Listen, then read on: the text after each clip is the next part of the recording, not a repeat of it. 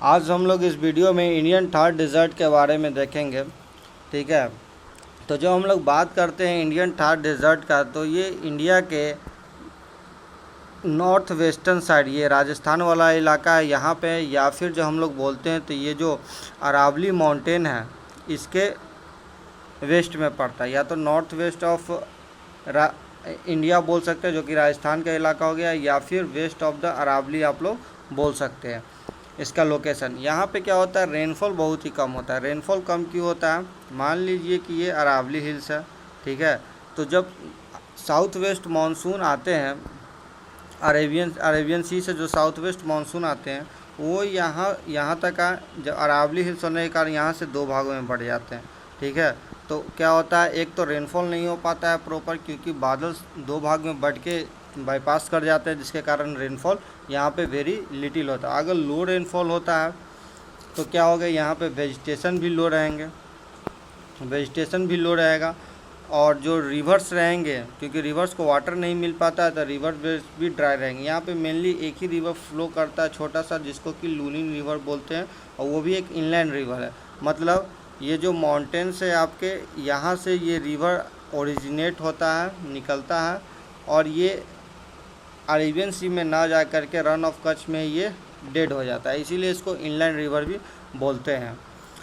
यहाँ पे आपको ब्रांच क्रिस्ट शेप ड्यून्स मिलेंगे। अब ये क्या होते हैं, तो ये मेनली होता है ये है कि जब विंड एक डायरेक्शन से बहता है, यानी इस डायरेक्शन से बह रहा है, तो ये एक इस टाइप का हॉर्स शू टाइप का शेप क्रिएट करता है। ठीक है, जैसे जैसे बढ़ेगा ये शेप क्रिएट करते जाएगा, इसी को हम लोग ब्रांच कहते हैं। ठीक है, अगर इसको ऊपर से दिखेगा तो इस टाइप के दिखेगा, जिस डायरेक्शन से विंड बहेगा उधर ये बन जाएगा, विंड के डायरेक्शन में ये ब्रांच बन जाते हैं। और यहाँ पे जब रेनफॉल बहुत कम होगा तो सॉइल ऑब्वियसली है कि लो फर्टाइल होगा। ठीक है, जिसके कारण यहाँ पे एग्रीकल्चर मेनली नहीं होता है, लेकिन परंतु यहाँ पे एग्रीकल्चर हो सकता है अगर हम इसको प्रॉपर इरिगेशन प्रोवाइड करते हैं। इसीलिए इंदिरा गांधी का ऐलान बनाया गया था, जो कि लॉन्गेस्ट प्लान है इंडिया का, ताकि इस रीजन को वाटर प्रोवाइड कराया जा सके और यहाँ पे एग्रीकल्चर कर सके। यहाँ पे मेनली जो वेजिटेशन मिलेंगे वो जैसे कैक्टस हो गया, थॉर्नी वेजिटेशन मिलेंगे, कैक्टस हो, कटरी हो गया, या फिर जो ड्राउट रेजिस्टेंस प्लांट रहेंगे जो कम वाटर में ही सर्वाइव कर सके। जैसे ये देख रहे हैं ना, ये कैक्टस हो गया, ये आपका इंदिरा गांधी का ऐलान है, ये आपका लूनी रिवर है। ब्रांचेज वही हो गए जो कि क्रिस शेफ्ट, ये जो क्रिस शेप जो है ड्यून्स जो फॉर्म होते हैं due to action of wind के डायरेक्शन में, जब विंड एक डायरेक्शन में बहता है, blow in one dominant direction, तो ब्रांचेज का फॉर्मेशन होता है। ये मेनली एरिड रीजन जैसे कि थार हो गया वहाँ पाए जाते हैं। ये था आपका थार डेजर्ट के बारे में। अब हम लोग बात करेंगे कोस्टल प्लेन्स के बारे में।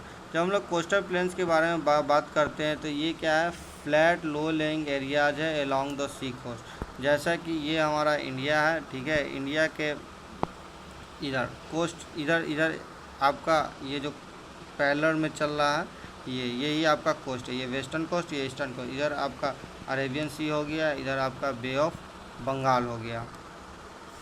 तो जो हमारा कोस्ट लाइन है वो कितना है, 7516 किलोमीटर का है, इंक्लूडिंग मेनलैंड और आइलैंड टेरिटरी दोनों को लेकर के। इसको दो मेजर पार्ट में बांटा गया, जैसा मैंने कहा था, एक है आपका वेस्टर्न कोस्टल प्लेन, दूसरा ईस्टर्न कोस्टल प्लेन। जब वेस्टर्न कोस्टल प्लेन की हम लोग बात करेंगे तो बिटवीन वेस्टर्न घाट और अरेबियन सी का रहेगा, गुजरात से केरला तक फैला हुआ है। यहाँ पे ईस्टरीज का मेनली फॉर्मेशन होगा, ठीक है, जिसमें महाराष्ट्र, गोवा, कोंकण, इसको तीन पार्टों में बांटा गया, कोंकण कोस्ट, कन्नड़ कोस्ट और Malabar coast. Konkan coast Maharashtra, Goa, Kannada coast Karnataka और मालाबार कोस्ट केरला में फैला हुआ है। अगर आप यहाँ मैप में अगर देखेंगे तो ये आपका कोंकण कोस्ट हो गया महाराष्ट्र से गोवा, ये कन्नड़ कोस्ट हो गया, ये मालाबार कोस्ट हो गया। यहाँ पे आप देख सकते हैं इधर आपका अरेबियन सी हो गया, और यहाँ पे आपके वेस्टर्न घाट्स हो गए, ठीक है, इन दोनों के बीच में है, और गुजरात से केरला तक ये फैला हुआ है। इधर मेनली एस्टुरीज इसलिए बनते हैं क्योंकि यहाँ पे जो रिवर्स रहते हैं, एक तो जो रिवर रहते हैं वो शॉर्ट इन लेंथ रहते हैं, ठीक है, और इधर जो रॉक जो मेनली पाए जाते हैं वो इग्नियस हो गया या बसाल्टिक रॉक होते हैं जिनको इरोड करना बहुत ही मुश्किल होता है, इसलिए इरोजन हो नहीं पाता है।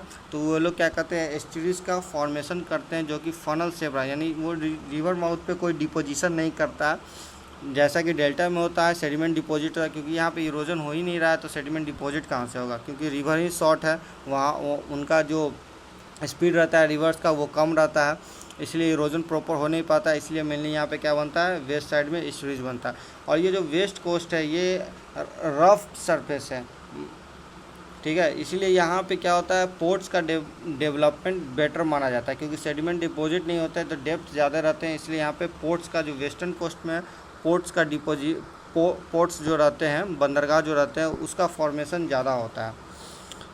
जब हम लोग बात करेंगे ईस्ट कोस्टल प्लेन का, तो ये बे ऑफ बंगाल के पैरेलल तो रन करता है between eastern Ghat and bay of Bengal. West Bengal से तमिलनाडु तक फैला हुआ है। ये वाइडर एंड फ्लैटर है देन द वेस्टर्न कोस्ट, क्योंकि सेडिमेंट डिपॉजिट होता है इसलिए रिवर्स यहाँ पे बड़े बड़े डेल्टास का फॉर्मेशन करते हैं, ठीक है। इसको दो भागों में बांटा गया है, नॉर्दर्न क्रियाक जो कि उड़ीसा और नॉर्थ आंध्र प्रदेश तक है, और एक कोरोमंडल कोस्ट। जैसा कि आप इस इमेज में देख सकते हैं कि ये वाला जो है ये और एक ये कोरोमंडल और नॉर्दर्न के, ये दोनों जो है आपका जो वेस्ट ईस्टर्न कोस्ट है, और यहाँ पे आपके ईस्टर्न घाट्स हो गए जो कि डिसकंटिन्यूअस है, ठीक है।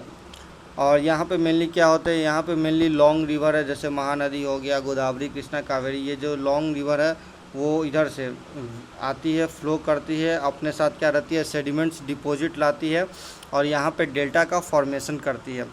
इसीलिए यहाँ पे जो सेडिमेंट्स डिपॉजिट्स होता है, डेल्टा का फॉर्मेशन होता है, इसीलिए ये जो एरिया है ये पोर्ट्स के लिए फेवरेबल नहीं माना जाता है, पोर्ट्स के लिए फेवरेबल नहीं माना जाता। उसके अलावा इस एरिया में ईस्टर्न पार्ट में आपका फिशिंग भी ज़्यादा नहीं होता है। क्यों फिशिंग भी ज़्यादा नहीं होता है, क्योंकि सेडिमेंट्स आते हैं तो मेनली आते नहीं, लेकिन इधर जो वेस्ट साइड में है, वेस्ट एरिया में अगर हम वेस्ट कोस्ट में देखेंगे तो यहाँ पे जो फिशिंग फेवरेबल रहता है, यहाँ पे फिशिंग अच्छे से होता है, ठीक है। तो ये था आपका इंडियन डेजर्ट और कोस्टल प्लेन्स के बारे में। थैंक